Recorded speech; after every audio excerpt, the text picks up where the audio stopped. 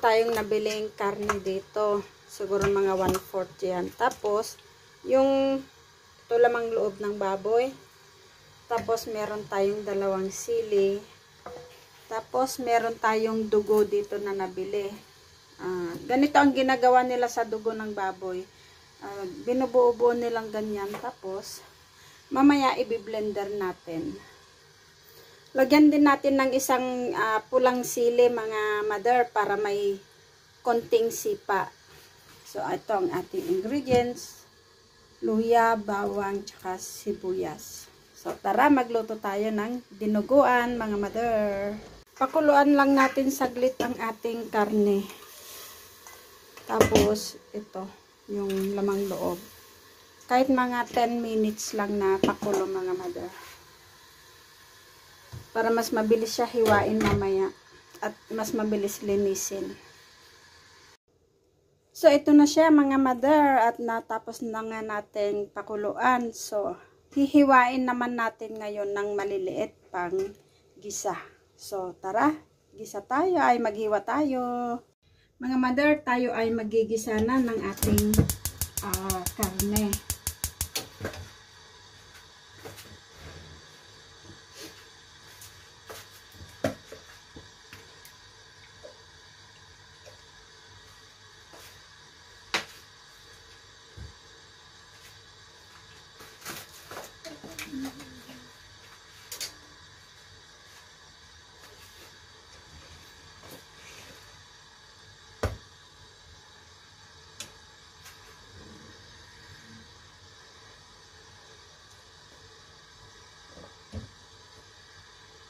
So, meron tayo ditong bawang, kunting luya para pantanggal lang dun sa lansa ng karne.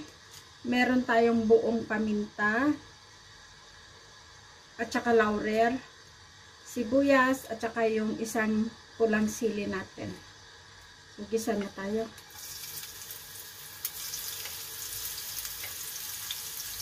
Pagtanggal lang ng ng amoy ng karne.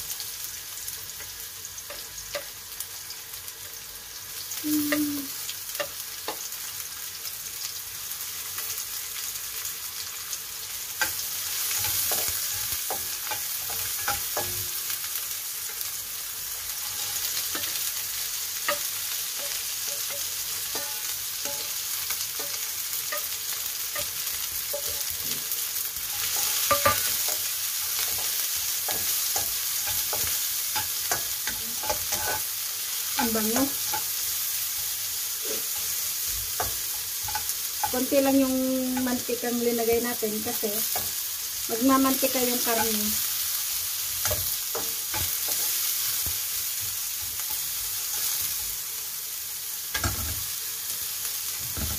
So, unahin natin ilagay yung mas matabang parte ng karne para yung mga mantika niya ay lalabas.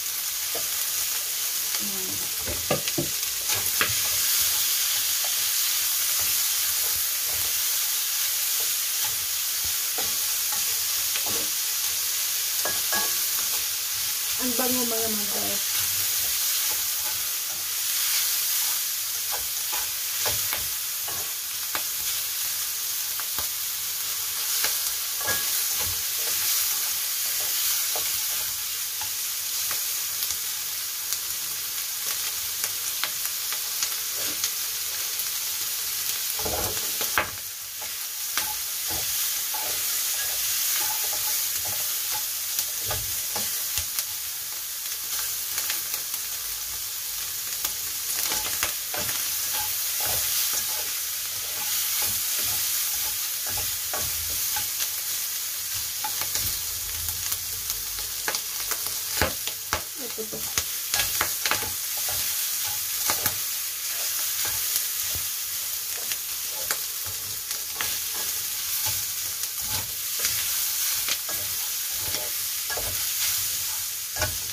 Kung kanina napansin nyo nung linagay natin yung karne ay hindi pa siya, yung bawang natin at sibuyas hindi pa masyadong na saute. So ngayon na-saute na sila. At yung mga bawang ay nagba-brown na rin, naluto na.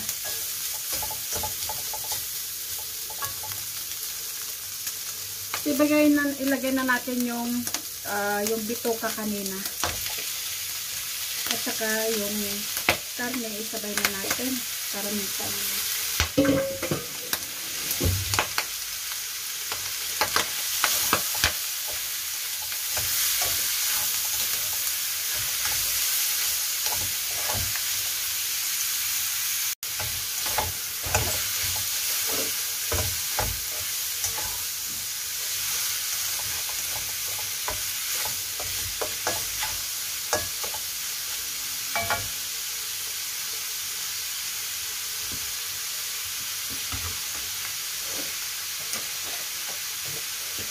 Lagyan natin ng asin. Paunang timpla.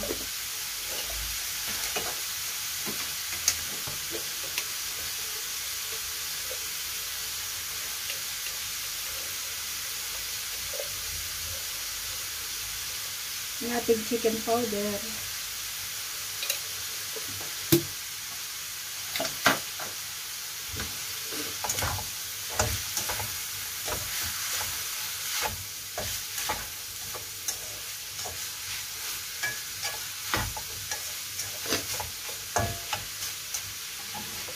So, habang pinapalambot natin itong karne, mga mother, ay i-blend naman natin yung dugo. Blender natin. So, i-blend na natin yung dugo, mga mother. Hiwain lang natin. Ganyan, para magkasya.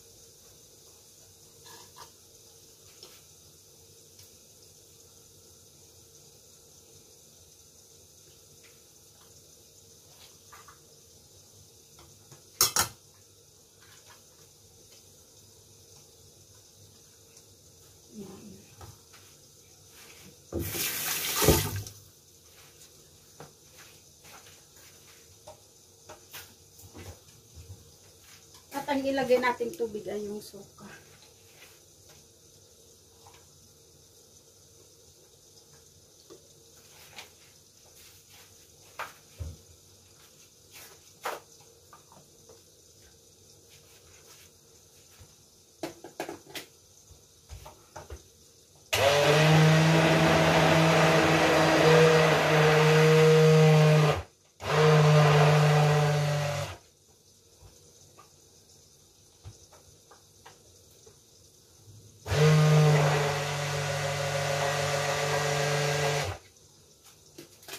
Hindi mga mother, maikot.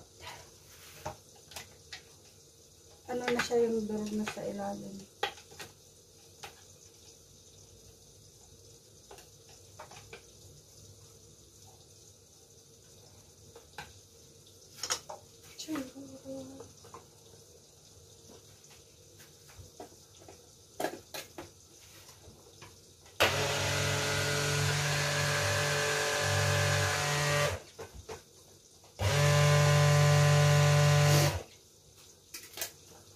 Okay na.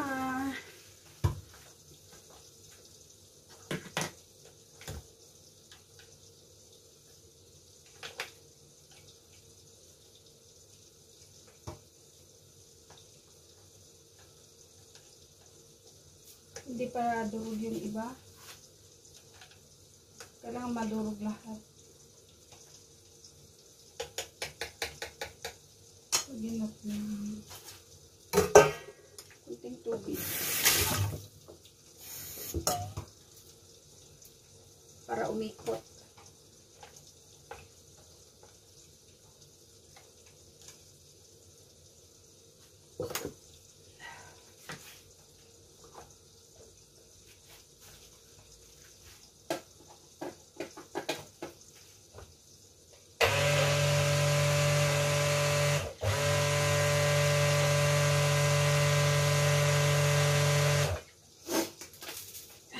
Yan, okay na mga mother. Ang ating dugo.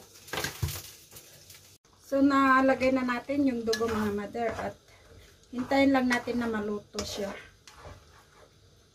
Isabay na natin yung sili.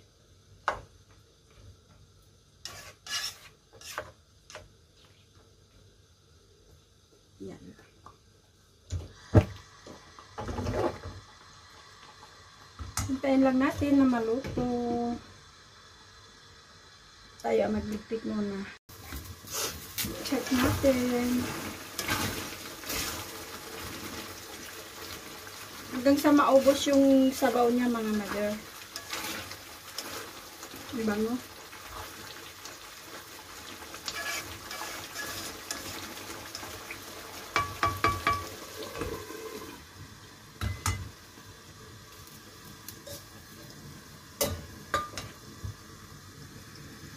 Check natin. Ayan, natutuyo na siya, mga mother.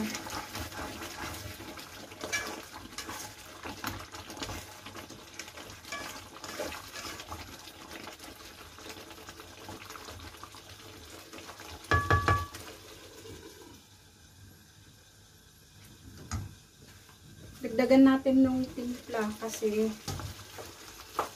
matabang.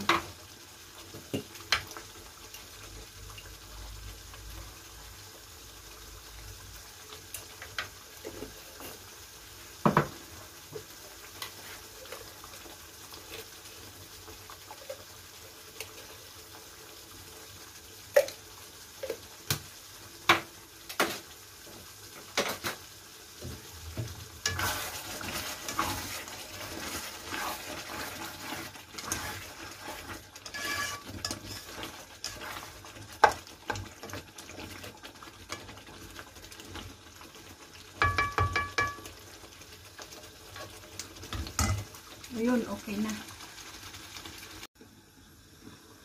Mga mother, tignan natin kung tama na yung timpla.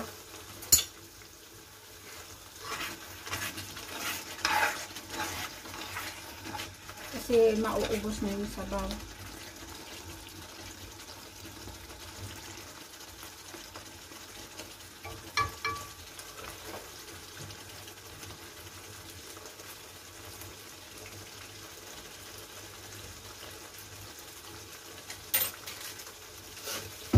Kulang sa asim, mga mother. So, dagdagan natin ng sinigang mix. Gusto ko sa, sa dinuguan yung medyo maasim-asim.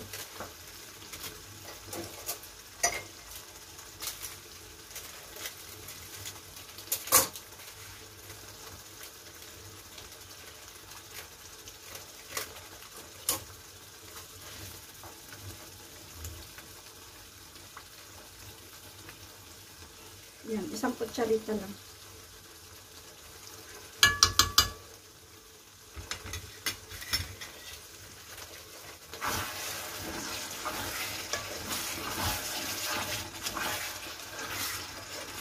Para medyo maasim.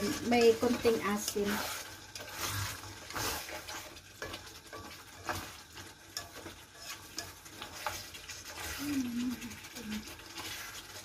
Kulang sa anghang.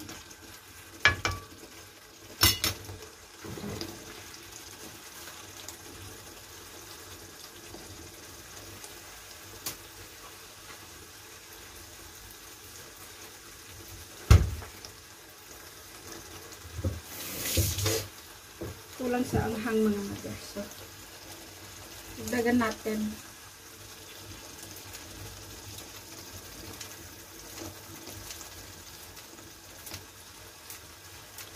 Mahilig kasi ako sa maanghang, mga mother. So, pasensya na sa mga hindi mahilig ng maanghang dyan.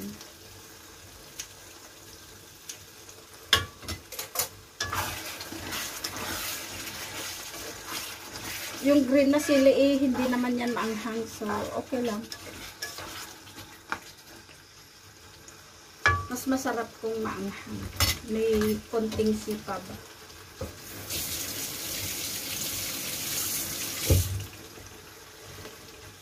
Tapos yung tirhan din natin ng ulam yung part-time natin sa linggo. Kasi may pupuntang mag-part-time.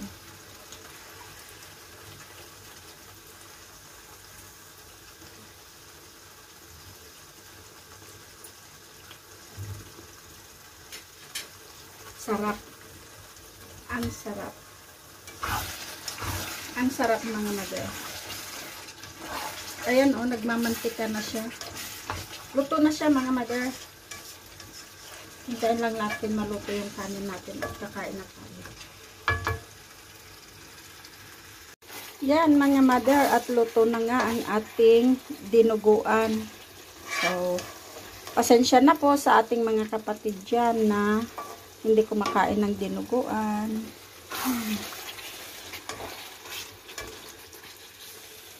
Mga mother, kain na tayo.